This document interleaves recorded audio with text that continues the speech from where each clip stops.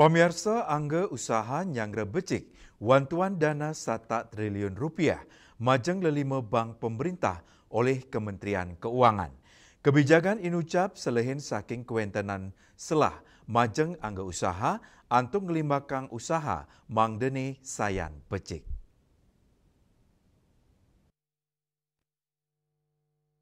Kementerian Keuangan ngelimbakang dana 1 triliun rupiah majeng lelima bank BUMN dan sajerone ninjapang likuiditas perbankan saha nyokong penglimbakang ekonomi miwa sektor real.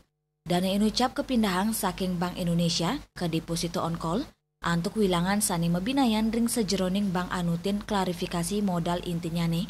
Dana puniki kap tiang sidek limbakang anggen kredit mangdane side numbuang perekonomian nasional. Kebijakan inucap taler kesanggra becek oleh angga usaha sani guyup ring pengusaha Katolik Pukat Nasional.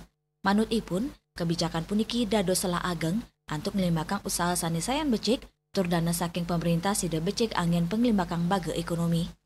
Dengan adanya kebijakan baru yang bagaimana mengendorse ekonomi bisa menjadi lebih hidup ya.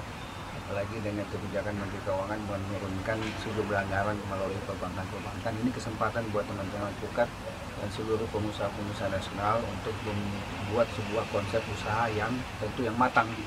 Jangan sampai pembiayaan sudah ada tapi karena konsepnya tidak matang akhirnya gagal gitu loh. Tentu kita sambut baik gitu. Asa punika taler, Pukat Nasional ngaptiang melarapan wantuan dana puniki, sida nyokong penglimbakang ekonomi mangda tumbuh kantos 7%. Asa punika taler selain saking kewentenan Bank Indonesia, pengelimbakannya sida nincap kantos 5,1%. Anut adung sarang putusan penurunan suku bunga acuan, Raiswantara Bali TV.